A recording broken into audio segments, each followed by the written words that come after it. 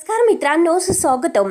आनंदी या मालिकेच्या आजच्या भागामध्ये अगदी मनपूर्वक मी तुमचं स्वागत करते. आजच्या भागामध्ये आता युगंधरला जो काही सगळ्यांच्या समोर पुरस्कार दिला जातो तेव्हा घरातील सगळेजण मात्र लाईव्ह टीव्हीवर हे सगळं बघत आहे.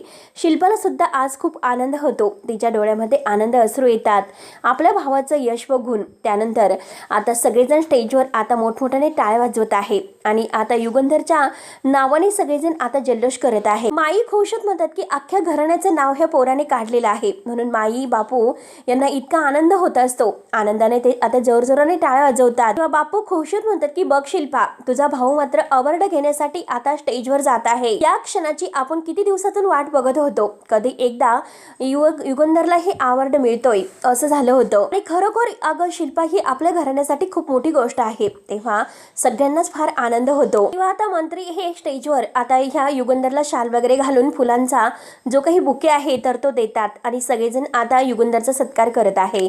सगळ्यांना इतकं छान वाटत असतं. सगळेजण टाळ्यांचा गडगड करून आता मीडिया आहे सर्वजण आता फोटो वगैरे काढत आहे. इतकं छान आता सगळ्यांना हे अगदी मस्त वाटतंय. आनंदीला तर खूपच आनंद झालेला असतो. खुश होत आता ती जोरजोराने टाळ्या वाजवते. तेव्हा आता लगेच जे काही अनाऊन्स करणारे आहे महोदय तर ते म्हणतात की दरवर्षी आम्ही हे अवॉर्ड आहे तर तो बिझनेसमन आता बेस्ट लीडरला देतोय आणि यावर्षीचा अवॉर्ड आहे निंबाळकर साहेब तुम्ही जिंकलेला आहे. आणि आता मात्र ह्या जगातील प्रत्येक यशस्वी पुरुषाच्या मागे एक खंबीर स्त्री उभी असते. त्यामुळे हा पुरस्कार आहे तर तुमची मिसेस धर्मपत्नी आनंदी निंबाळकर यांच्या हस्ते देणार आहेत. आता हे ऐकल्यानंतर आनंदीला तर आश्चर्याचा धक्काच बसतो. आता ती स्वतःला म्हणत असते की हे कसं शक्य आहे. आनंदी युगंधर निंबाळकर यांना प्लीज स्टेजवर येण्याची विनंती केली जाते. शिल्पाचा फारच जळफळाट होतो. शिल्पाला आता खूपच मोठा धक्का बसलेला असतो. तिला असं वाटतं की आता ह्या मुलीची लायकी तरी आहे का आणि तिला आज किती मोठा मान मिळतो. युगंधरला तिच्या हस्ते पुरस्कार मिळत आहे आणि आनंदीला सारखं सारखं अनाऊन्स करून आता स्टेजवर बोलवण्यात येत आहे. पण आनंदी मात्र आता आश्चर्याच्या धक्क्यानेच बघत आहे. आता एकतर तिला दिसत नाही परंतु तिला अनाऊन्स करून आता पुरस्कार देण्यासाठी सांगितलेला असतो आणि त्यात म्हणजे आता तिचा जो काही तो कॅमेरा आहे तो कॅमेरा बंद पडलेला असतो. मग स्टेजवर जायचं कसं, हे काय करायचं याची भीती तिला वाटत असते. तेव्हा ती खाली बघून विचार करते तर सगळेजण आनंदी स्टेजवर येण्याची वाट बघत आहे आणि तेवढ्यात मंत्री महोदय आहे तर ते म्हणतात की मिसेस निंबाळकर तुम्ही स्टेजवर या, सगळेजण वाट बघत आहे. तेव्हा मात्र आता आनंदीला खूप मोठा प्रश्न पडलेला असतो की काय करू, आता मला तर दिसत नाही आणि मालक साहेबांना हे माहितीच नाही, मग कसं जायचं स्टेजवर. तेव्हा आता युगंधर म्हणतो की आनंदी अगं ए ना गवर ए. तर आता आनंदीला खूप मोठा प्रश्न पडलेला असतो मित्रांनो. तर माई आणि बापू यांना सुद्धा आता काय करावं, कारण आता हेडफोनची बॅटरी उतरलेली असते आणि आनंदीपर्यंत काही कॉन्टॅक्ट होत नसतो. काय करावं, सगळेजण मात्र आता तिघेही धक्कादायक आता ह्या ट्विस्टमध्ये अडकलेले आहेत. काय करावं, आनंदी विचार करते देवा प्लीज काहीतरी कर, माझी मदत कर, परंतु मला स्टेजवर जाण्याची बुद्धी दे. तेवढ्यात मात्र आता जे काही अनाऊन्स करणारी महोदय आहे तर ते तेथील एका मॅडमला म्हणतात की जा प्लीज त्यांना स्टेजवर घेऊन या. तेवढ्यात देव मात्र आनंदीची खरंच मदत करतो. ती मॅडम आनंदीच्या जवळ येते, तिच्या हाताला धरते आणि म्हणते की मॅडम चला प्लीज तुम्ही स्टेजवर चला, मी तुम्हाला स्टेजवर नेत आहे. मग ते मॅडम आनंदीला घेऊन स्टेजवर येतात तरी सुद्धा आनंदीच्या मध्ये गोंधळच निर्माण होतो. मी मालक साहेबांना आता हा अवॉर्ड इतका मोठा कसा देऊ शकते, कारण तितकी लायकीच माझ्यामध्ये नाही. तेव्हा मात्र आता हे अनाऊन्स करणारे महोदय आहे तर ते म्हणतात की हे बघा मिसेस निंबाळकर, हा अवॉर्ड मिस्टर निंबाळकर यांना देण्या अगोदर तुम्ही 2 शब्द काहीतरी बोलावं असे आमची इच्छा आहे मनापासून. आनंदी काहीच बोलत नसती. आता तिला काय करावं ते काही सुचत नसतं. तेव्हा ती खाली बघत असते तर युगंधर तिच्याकडे बघतो आणि तो आनंदीला म्हणतो की आनंदी अगं बोल ना 2 शब्द. तेव्हा लगेच आनंदीच्या हातामध्ये त्या मॅडम माईक आणून देतात. तेव्हा आनंदी मात्र आता बोलायला सुरुवात करते, कारण व्यासपीठावर आता इतक्या सगळ्या मोठ्या लोकांनी मला इथे बोलावलं त्यामुळे मी सगळ्यांचं अगदी मनापासून आभार मानते. खरं तर मी खूप लहान आहे तरी सुद्धा तुम्ही मला येथे बोलवून मात्र मालक साहेबांना जो काही इतका मोठा अवॉर्ड आहे तो देण्याची मला मान दिला. खरंच मनापासून तुमच्या सगळ्यांची आभारी आहे. त्यामुळे मी स्वतःला सुदैवी समजते की मालक साहेबांना हा पुरस्कार मी देते खरी, परंतु ह्या पुरस्कार मागे आता जी काही खरी ताकद आहे आणि खरी जी काही प्रेरणा आहे तो फक्त आणि फक्त समिधाताईंचा आहे. तेव्हा युगंधर ताट मानेने आनंदीकडे बघत असतो. शिर्केंना सुद्धा फार आनंद होतो. इकडे आता शिल्पा आणि धनश्री यांचं जळफळाट होत असतो. खरे आनंदी आज जे काही इतक्या लोकांसमोर हे सर्व बोलत आहे आणि तिला इतका मोठा मान मिळालेला आहे म्हणून माई आणि बापू खूपच खुश होतात. तेव्हा आता युगंधर मात्र आनंदीच्या हातातून माईक घेतो आणि सगळ्यांच्या समोर म्हणतो की आनंदी जे काही बोललेली आहे तर ते 100% खरं आहे. समिधा नेहमी माझ्या यशामागची ताकद राहिलेली आहे. माझ्या घरामध्ये आणि माझ्या बिझनेस मध्ये आनंदीचं जे काही स्थान आहे, तिचं जे काही महत्व आहे, तेव्हा हे मी किंवा अख्खं जग आहे कधीच मी नाकारू शकत नाही. तेव्हा आनंदीला इतका आनंद होतो. सगळेजण टाळ्या वाजवत आहे. आनंदीच्या डोळ्यामध्ये थोडेसे आनंद अश्रू येतात. युगंधर तिच्याकडे अगदी ताटमानेने अभिमानाने बघत आहे. परंतु शिल्पा तर अगदी इतकी रागानेच तिकडूनच बघत आहे. तिला तर खूप राग आलेला असतो. तेव्हा आनंदीच्या हातामध्ये आता जे काही तो अवॉर्ड आहे तर तो आणून दिला जातो आणि आता जी काही ट्रॉफी आहे ती मानाची अगदी मस्त आता ती आनंदीच्या हातामध्ये ते मॅडम देतात. युगंधरकडे आता आनंदीला बघता येत नाही, पण तरी सुद्धा ताटमानेने ती खुश होऊन बघत असते आणि या क्षणाची आता किती दिवसातून सगळेजण आतुरतेने वाट बघत आहे. तर तो क्षण म्हणजे आज. आता हा आनंदीच्या हस्ते मात्र पुरस्कार आता युगंधरला भेटलेला आहे. युगंधर सुद्धा अगदी अभिमानाने तो पुरस्कार आनंदीच्या हाताने स्वीकारतो. सगळ्यांना फारच आनंद होतो. सगळेजण खुश होत टाळ्या वाजवत आहे. इतका आनंद सगळ्यांना झालेला असतो. आनंदी खूप खुश होऊन हसत असते आणि मनात म्हणते की देवा, मालक साहेबांना या जगातील सगळं काही सुख आणि आनंद मिळून दे. माझ्या वाटेचं जे काही सुख आणि आयुष्य उरलेलं असेल ना तर ते सुद्धा मालक साहेबांना मिळून दे. आता दोघंही आता ती ट्रॉफी दोघांच्या हाताने धरून वर करतात. त्यांच्या अंगावर फुलांचा वर्षाव होतो. सगळेजण खूप खुश होऊन बघत आहे, टाळ्या वाजवत आहे आणि आता शिल्पा आणि धनश्री मात्र अगदी रागाने हे सर्व पाहत आहे. त्यांचा इतका जळफाट होतो कारण आज त्या इतक्या देड दमडीच्या आनंदीला इतका मोठा मान मिळालेला आहे ते बघून. शिल्पाला इतका राग येतो. ती लगेच माई आणि बापूंना म्हणते की बघतात ना काय करते ती. माझ्या मुलावर तिने ताबा मिळवला आणि हा युगंधर तर 100 लोकांमध्ये तिचं कौतुकच करत आहे. तिने माझ्या भावाला माझ्यापासून दूर केलेला आहे. त्यामुळे तुम्हाला जर हिच्याबरोबर राहायचं असेल तर तुम्ही राहू शकतात, मला जायचं आहे. तेवढ्यात माईला रागच येतो. माई लगेच रागाने म्हणतात की थांब शिल्पा. आई तिला प्रेमाने समजतात की हे बघ शिल्पा, अगं तुला हे दिसतात की मुलं तिच्या बाजूने आहेत, म्हणजे तिच्या बाजूने तिचं कौतुक करत आहे. परंतु आता युगंधर सुद्धा तिचं कौतुक करत आहे. हे सर्व तुला दिसत आहे. पण डोळे उघडे ठेवून आज स्पष्ट तुला हे दिसत असेल बघ तू की आनंदीला इतका मोठा पुरस्कार मिळालेला आहे. त्याचं श्रेय ती स्वतःकडे ठेवत नाही. तिला इतका मोठा मान मिळतोय तरी सुद्धा त्याचं सगळं काही श्रेय ती समिधाला देत आहे. त्यावरती आता बापू सुद्धा म्हणतात की शिल्पा, अगं तुझं दुःख आम्ही समजू शकतो. समिधावर अगदी तू जीवापाड प्रेम केलेला आहेस ग आणि तिची जागा दुसरं कोणीतरी घेत आहे. हे तुला सहन होत नाही आणि हे बघ तुझा राग, तुझं सगळं काही आम्हाला कळत आहे. परंतु मी स्वतः समिधाचा बाप आहे आणि तिची सख्खी आई सुद्धा तुझ्या समोर आहे. आम्ही तुला अगदी सांगत आहे, समजावून सांगत आहे की आनंदीला मात्र बिचारीला कधीही समिधाची जागा घ्यायची नाही ग. आणि ती युगंधर आणि समिधा यांना कधीही वेगळं नाही करू शकत. समिधा जरी आज आपल्यात नसेल तरी सुद्धा आनंदी युगंधरसाठीच आहे. त्यावरती माई सुद्धा शिल्पाला पुन्हा समजवतात की हे बघ शिल्पा, अगं हे एकदम बरोबर बोलत आहे.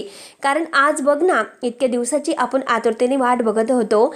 आज घरामध्ये सगळीकडे आनंदी आनंद आहे. अगं मुलं सुद्धा आनंदात आहे. जी मुलं कालपर्यंत वडिलांचा रागराग करायची ती मुलं आज आपल्या वडिलांना वडील म्हणून मानू लागलेले आहे. वडिलांचा मात्र त्यांनी स्वीकार केलेला आहे. वडिलांबरोबर त्यांचं नातं किती छान झालेलं आहे आणि हे सगळं कुणामुळे झालेलं आहे तर ते आनंदीमुळे. आणि हे बघ शिल्पा, तू सुद्धा आता तुझं मन आहे तर ते मोठं कर. युगंधर जे काही तुला फोनवर बोललेलं आहे ते सगळं विसरून जा आणि हे बघ तू त्याला माफ कर आणि तो जेव्हा पुरस्कार घेऊन घरी येईल तेव्हा तू त्याला सॉरी बोल. ती म्हणावी की झालं गेलं विसरून जा, पुन्हा नव्याने सुरुवात करूयात. आणि माझी पूर्ण खात्री आहे की शिल्पा, युगंधर तुला नक्की माफ करेल. युगंधर खरंच मोठ्या मनाचा आहे. तू फक्त त्याची मनापासून माफी माग आणि आनंदाने ते दोघांचं स्वागत कर. त्यामुळे तुला घर सोडून जाण्याची सुद्धा अजिबात गरज नाही. तेव्हा आता इतकं समजावून सुद्धा शिल्पाचा जो काही आता हा गर्व आहे, तिचा अभिमान आहे, तो काही मात्र आता हा अहंकार मोडायला तयारच नसतो. ते डायरेक्ट म्हणते की किती काही झालं तरी मी युगंधरला सॉरी म्हणणार नाही आणि या घरात तर मी राहणार नाहीच, असे बोलून आता शिल्पा लगेच आपल्या रूममध्ये निघून येत असते.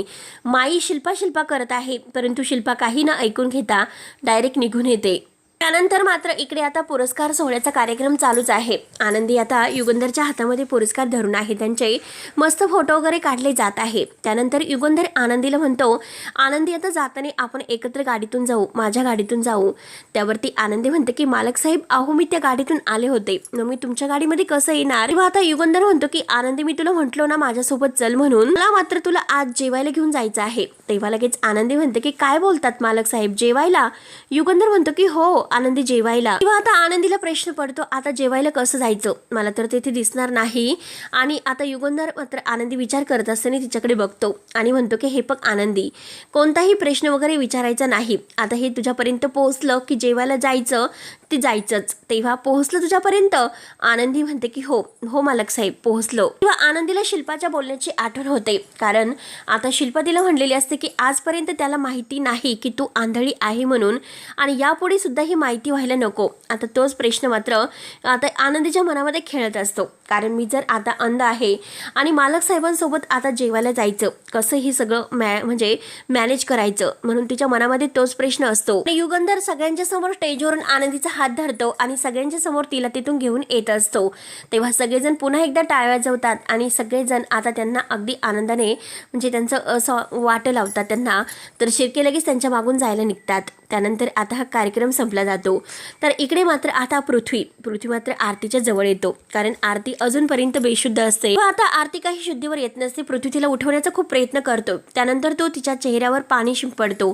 तेव्हा आरतीला कुठेतरी आता ती डोळे उघडते आणि तिला तर तीच भीती असते, ती सोडा मला राघव सर मला सोडा असं करत असते आणि पृथ्वीलाच ती बाजूला लोटते. तेव्हा आता लगेच पृथ्वी म्हणतो की आरती अगं मी पृथ्वी आहे पृथ्वी, हे बघ तू शांत हो आणि रिलॅक्स हो, त्याने काही चुकीचं नाही केलेलं. तेव्हा आरती आता रडतच अगदी डायरेक्ट पृथ्वीला मिठी मारते, ते पण घट्ट मिठी मारून रडत असते. आता पृथ्वीला काय करावं, तिच्या खांद्यावर हात ठेवा की काय करावं काहीच कळत नसतं. तेव्हा तो आरतीच्या खांद्यावर हात ठेवून तिला जवळ घेतो आणि म्हणतो की शांत हो. तो मात्र आता आरती रडतच म्हणते की तो खूप वाईट माणूस आहे, त्याने माझ्यासोबत काय केलं असेल.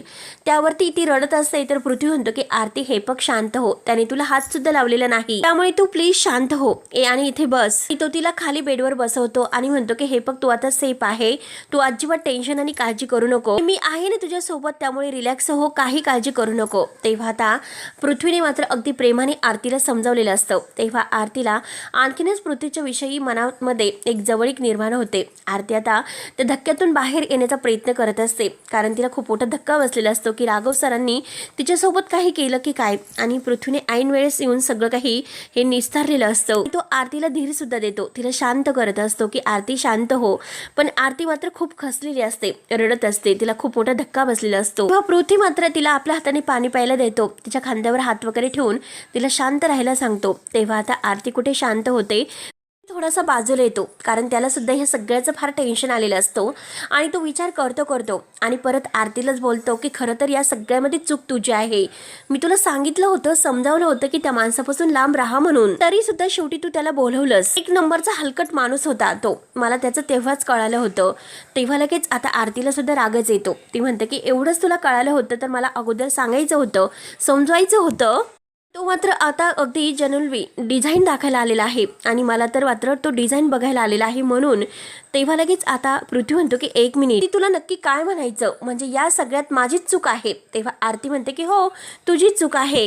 तिला फारच राग येतो. पृथ्वी म्हणतो की मी तुझी मदत करायला आलो, हाच माझा फार मोठा मूर्खपणा आहे. त्यावरती आरती त्याला म्हणते की एक मिनिट, आवाज खाली करून बोल, चढून बोलू नकोस. आता पृथ्वी म्हणतो की हे बघ मी तुला समजावून सांगतोय, एकतर तुला मदत करा आणि परत वरून तुझंच बोलणं ऐकून घ्यायचं. त्यावरती आरती म्हणते की हे बघ तुला मदत मागितली नव्हती. आता मात्र आरती त्याला खूप काही बोलत असते. तर पृथ्वी आता रागाने म्हणतो की हे बघ मला तुझ्याशी नाहीच बोलायचं.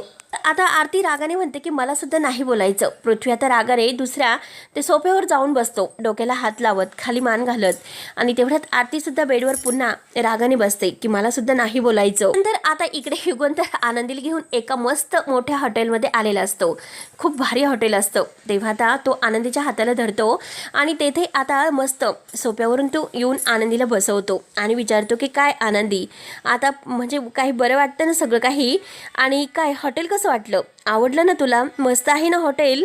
आनंदी खुशच म्हणते की एकदम छान आहे. तेव्हा युगंधर म्हणतो की हो नक्कीच माझ्या एकदम आवडीचं हॉटेल आहे, आणि आपल्या फॅक्टरीमध्ये जे काही आता हे विदेशी काही पाहुणे आले आणि काही अगदी म्हणजे आपले खास मित्र वगैरे आहे, तर त्यांना या हॉटेलमध्ये मी आवर्जून घेऊन येतो. समोर एक मस्त मूर्ती ठेवलेली असते रेखीव, आणि आता युगंधर त्या मूर्तीकडे बघतो आणि म्हणतो की खरंच काय रेखीव मूर्ती आहे, एकदम अगदी म्हणजे स्पष्ट भाव आहे, ते इतके बोलके आहेत आणि खरंच काय मस्त काम केलेलं आहे, बघितलीस का आनंदी.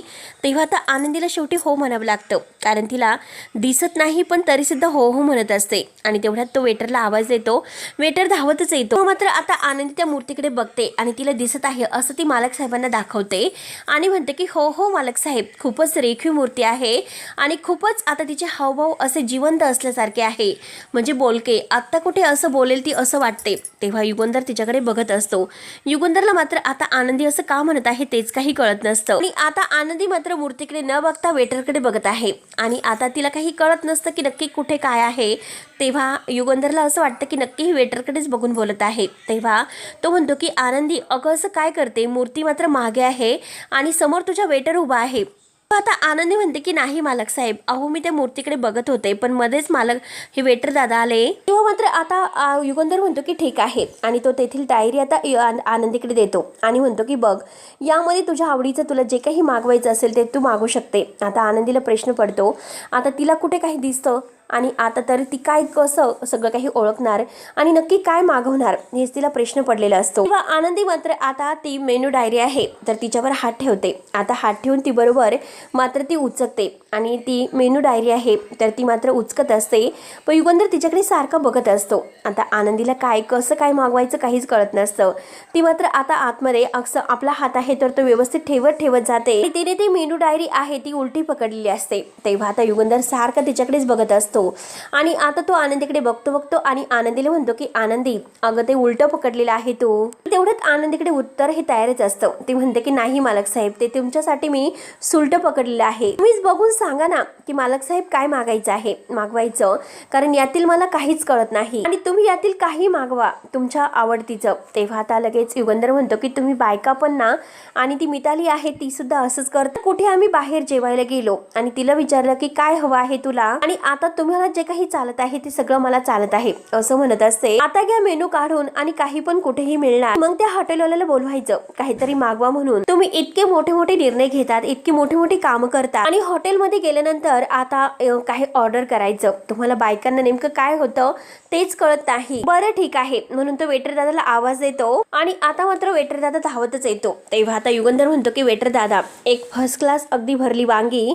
आता वांग्याचं नाव घेतल्यानंतर आनंदी म्हणते की वांग, आणि तो आनंदीला विचारतो की काय झालं. तेव्हा आनंदी पुन्हा सावरून घेते आणि म्हणते की काही नाही, मस्त एकदम वांग मस्त, आणि एक मात्र भेंडी फ्राय मस्त. तेव्हा आता लगेच आनंदी म्हणते की भेंडी फ्राय सुद्धा, आणि मी तर भेंडी फ्राय तर अजिबात खात नाही. इतक्या मोठ्या हॉटेलमध्ये आता यांनी मला म्हणजे जेवणासाठी आमंत्रित केलेलं आहे, बोलवलं आहे, आणलेलं आहे, आणि आता तरी सुद्धा मालक साहेब हे का मागवतात, आणि आपण तर हे सगळं काही घरी खातोच. तेव्हा आता लगेच मात्र आता हा वेटरला सांगतो, त्याबरोबर अगदी मस्त 2 कडक रोटी घेऊन या, आणि आता मात्र मी रोटी तरी खाईल असं ती ठरवते. तेव्हा आता युगंधर परत म्हणतो की नो रोटी नकोय, कारण आता भरल्या वांग्याबरोबर जीरा राईस मागवा. तेव्हा आता वेटर म्हणतो की ठीक आहे. तेव्हा आनंदी म्हणते की अरे देवा, रोटी सुद्धा गेली.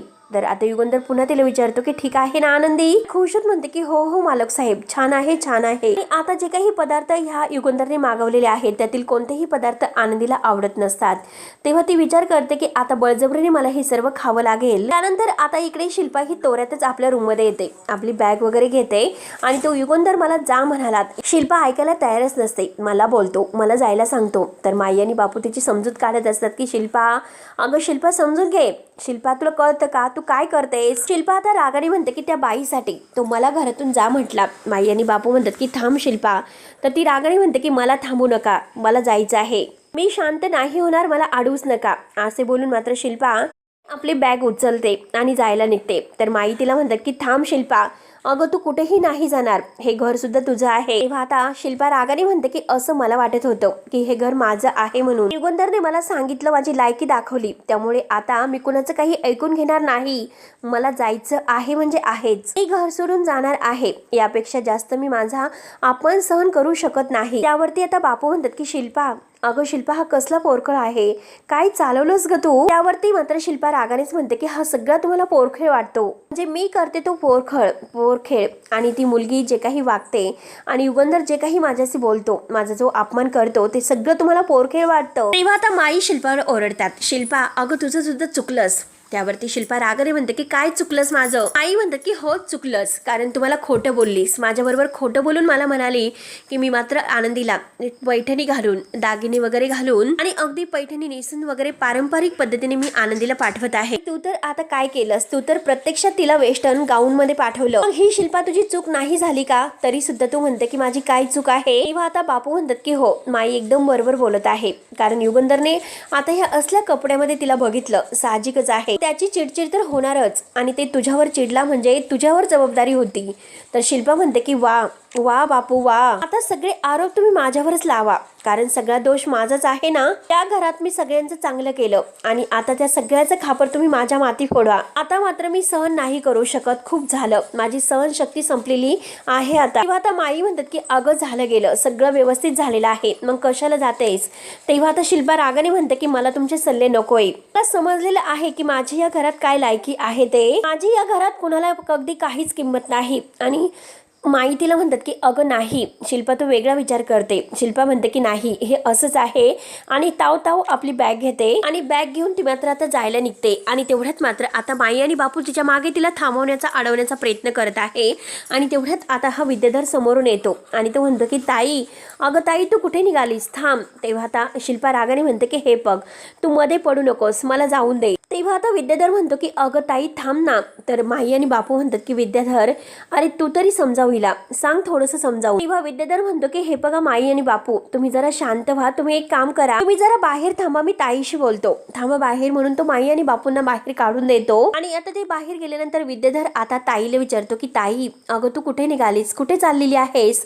तेव्हा शिल्पा तोऱ्यातच म्हणते रागात, मी घर सोडून निघालेले आहे, मला कोणी अडवायचं नाही. त्यावरती आता विद्याधर म्हणतो अगं मी काय म्हणतो एकदा तरी माझं ऐकून घे प्लीज, आणि मग तुला जायचं असेल तर तू जाऊ शकते, फक्त एकदा ऐकून घे. शिल्पा आता तोऱ्यातच बॅग दरवाजात ठेवते आणि तोरतोऱ्याने आपल्या पुन्हा रूम मध्ये येते.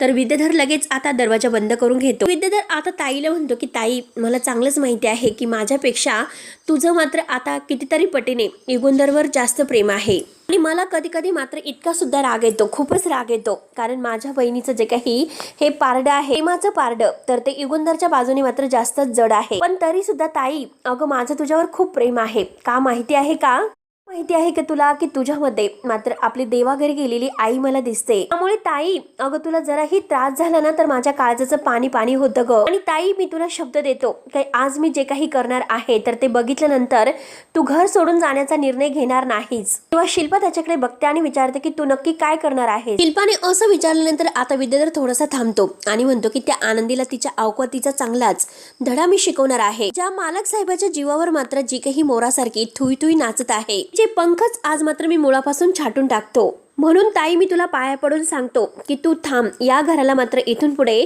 तुझी गरज लागणार आहे. हे सर्व काही ऐकल्यानंतर शिल्पा त्याला विचारते की तू काय करण्याचं ठरवलेलं आहेस. तेव्हा युगंधर हा विद्याधर म्हणतो की त्या आनंदीचा शेवट, इथून पुढे मात्र तिच्या आता ह्या सगळ्या घराला उतरती कळा लागलेली आहे, आणि ताई फक्त तू लांब उभी राहा आणि फक्त तमाशा बघत राहा की काय होतं ते. माझ्या शब्दावर विश्वास ठेवून मात्र तू येथे थांब आणि हा तमाशा बघत राहा. मात्र ह्या निंबाळकरांच्या वाड्यातील आनंदीचा खेळ मात्र कायमचा संपणार आहे, तो खेळ मात्र मी संपवणार आहे. तेव्हा आता शिल्पा मात्र आता ह्या विद्याधरचं ऐकायला तयार होते आणि शेवटी ती थांबण्याचं ठरवते. त्यानंतर मात्र आता विद्याधर खूपच पेटून उठलेला असतो. तो नक्की आता आनंदी आणि युगंधर यांना घरी आल्यानंतर काय मोठा धक्का देणार आहे. तर हा भाग येथे संपतो. आता जेव्हा पुढच्या भागामध्ये युगंधर आनंदी घरी येतात जेवण करून आल्यानंतर, तेव्हा मुलंही घरी आलेले असतात. आणि आता जेव्हा आनंदी आणि युगंधर घरी येतात तेव्हा मात्र आता मिताली पुढे येते. मिताली म्हणते की एक पुरस्कार आमच्याकडून सुद्धा, आणि जे काही आता हे त्यांचं लहानपणीचे फोटो वगैरे आहे, अगदी भूतकाळातील फोटो म्हणजे समिताचे, युगंधरचे आणि लहान असणारे आता ह्या मिताली, पृथ्वी आणि प्रांजलचे फोटो. तेव्हा आता मिताली सगळे काही ते घेऊन येते आणि समोर ठेवत म्हणते की एक पुरस्कार आमच्याकडून सुद्धा, आम्हाला गाफील ठेवू मात्र आनंदीशी लग्न करून सगळी नीचपणाची आता ही सीमा आहे ती पार केल्याबद्दल अभिनंदन युगंधर निंबाळकर. पुन्हा एकदा आपलं घर उद्ध्वस्त असं झालं ते केवळ तुमच्यामुळे आणि ह्या धोकेबाज आनंदीमुळे म्हणून तो आनंदीवर सुद्धा रागवतो आणि आनंदीवर सुद्धा आरोप करत आहे। तेव्हा युगंधर आणि आनंदी यांना खूप मोठा धक्का बसलेला असतो आणि काडीची पेटी घेऊन काडी उघडून ते सगळे फोटो वगैरे आहेत तर ते त्याने पेटून दिलेले असतात। तेव्हा आनंदी आणि युगंधर हे सगळं काही बघून आता त्यांना आणखीनच धक्का बसतो। तेव्हा आता पुन्हा बापलेकामध्ये आणि पुन्हा ह्या मुलांमध्ये आणि आता आनंदी या सगळ्यामध्ये एक पुन्हा दरी निर्माण झालेली असते। एक आता ह्या विद्याधरने पुन्हा मात्र आता स्फोट घडून आणलेला असतो। तेव्हा आनंदी आणि युगंधर अगदी धक्क्याने बघत आहे। आता मुलं सुद्धा त्यांच्या विरुद्ध झालेली आहेत आणि विद्याधरला मात्र तेच हवं असतं, शेवटी शिल्पाला सुद्धा तेच हवं असतं। तेव्हा मित्रांनो आता नक्की पुढे काय होईल हे बघायला विसरू नका। तोपर्यंत धन्यवाद।